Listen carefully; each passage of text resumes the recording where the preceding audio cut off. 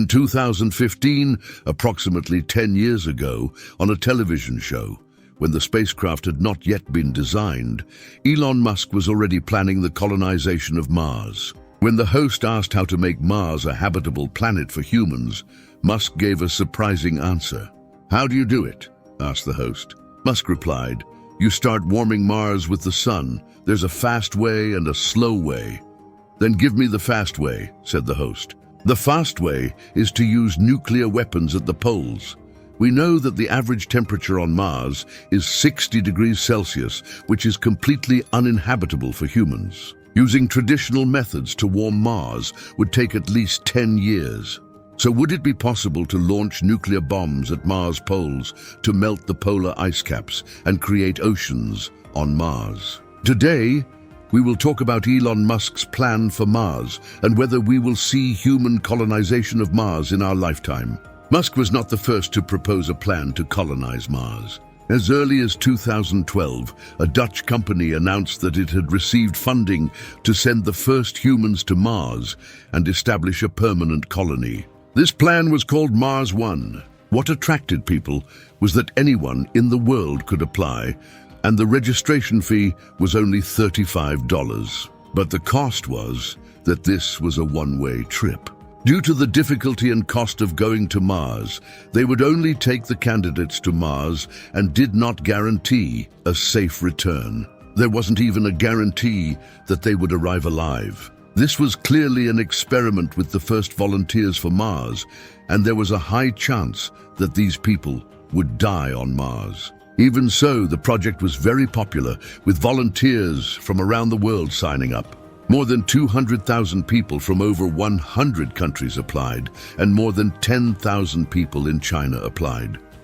And 2 women, to undergo 7 years of training before sending them to Mars as the first human settlers, establishing the first human colonization point on Mars. The colony on Mars would consist of 6 interconnected modules and 2 cylindrical cultivation modules, as well as 2 Mars vehicles. This would be all the property of the 4 volunteers. They would also receive supplies from Earth. This was an extremely expensive, difficult, and risky project. The list was narrowed down to 70 people in 2015 and then to 100, with 50 men and 50 women advancing to the next phase. In 2016, 40 candidates would be interviewed, and the final 4 would be chosen. After 7 years of training, they would be launched to Mars in 2023. In 2013, Mars One signed a mission contract with Lockheed Martin to develop a Mars lander that would be launched before the humans to explore the soil, climate, and hydrology of Mars. Subsequently, a communication satellite would be launched to ensure communication with Earth. A rover would also be sent to explore the landing site. Everything seemed very rational, but due to the complexity of the plan, especially the enormous funding problem, Mars One's CEO, Bas Lansdorp, estimated that the first phase of the mission would cost $6 billion, and the launch date was postponed from 2023 to 2027, then to 2031. During this period, Mars One created a venture capital company to attract investors interested in the project. But it was difficult to attract investors to a project with virtually no financial return, which was one of the main reasons for the project's bankruptcy. Lockheed Martin confirmed that the promised $200 million were never paid, preventing the development of the lander, and the British company Surrey Satellite Technology also stated that it did not receive payment for the satellite contract. And space industry professionals. The project was called a suicide mission by academia. In 2014, a group of 5 people from MIT published a 35-page report analyzing the project in detail and pointing out several problems. The final conclusion was that the plan lacked crucial hardware technology for landing on Mars, and from an economic and technological standpoint, it seemed impossible to succeed.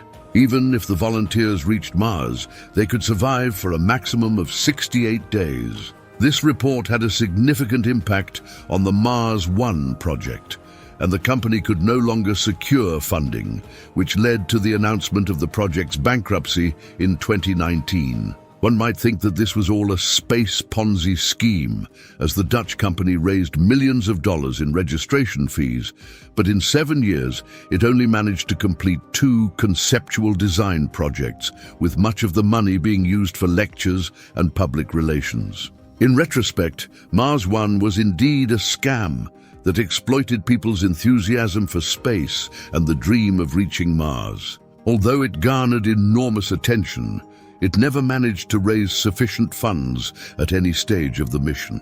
Perhaps the biggest legacy of the project was to spark people's interest in the colonization of Mars. Some believe that over time, private companies will indeed succeed in achieving the feat of colonizing another planet. Interestingly, a crucial stage of the Mars One project was to use a rocket from a private company to launch the 4 volunteers to Mars. This company was Elon Musk's SpaceX. The original plan of Mars One was to launch the volunteers in 2031 using SpaceX's Falcon Heavy rocket. Of course, SpaceX also never received payment after signing the contract. Though Mars One failed, it's unknown whether Musk was influenced by the project and decided to continue with the goal of sending humans to Mars, developing new launch systems and a series of technologies for Mars colonization. With the lessons learned from Mars One, people became skeptical about Mars colonization plans. So when Musk first suggested in 2015 that he wanted to send humans to Mars, he was met with skepticism and ridicule. But as SpaceX began to succeed in a series of space launches and became an important partner of NASA and the Russian Space Agency, people began to realize that Musk was serious. Although Musk is determined to send the first humans to Mars in his lifetime, most scientists do not believe that humans will be able to colonize Mars anytime soon. They believe that at most, by 2050, we might be able to send astronauts to explore Mars, make a brief stop, and then return to Earth. Living on Mars long-term would be extremely difficult due to the planet's harsh environment, much more difficult than the worst environment on Earth. First, the average temperature on Mars is 60 degrees Celsius, with surface temperatures ranging between 80 and 20 degrees Celsius. At the poles, the minimum temperature can reach 139 degrees Celsius, while in the summer, near the equator, the maximum temperature is only 20 degrees Celsius. These extreme temperatures are mainly caused by Mars' thin atmosphere and lack of greenhouse effect. Therefore, to carry out activities on Mars' surface, it would be necessary to wear special spacesuits. Moreover, Mars' atmosphere is only 1% as thick as Earth's, and the atmospheric pressure is only 0.6% of Earth's. Mars also lacks a strong magnetic field like Earth's to protect its surface, making activities on Mars' surface almost as risky as direct exposure to space. Mars also faces violent dust storms, which can be local or global, with wind speeds of up to 20 miles per hour, much stronger than the strongest typhoon on Earth. These storms would drastically reduce visibility on Mars's surface, decrease the amount of sunlight, and damage solar-powered vehicles and equipment. Imagine spending months without seeing sunlight and enduring violent dust storms. It would be a challenging experience. Therefore, Musk's plan to colonize Mars by 2050 is more about building a fully enclosed base using rockets landed on Mars than actual colonization of Mars. It seems that Musk's plan for Mars is a more realistic version of the failed Mars One.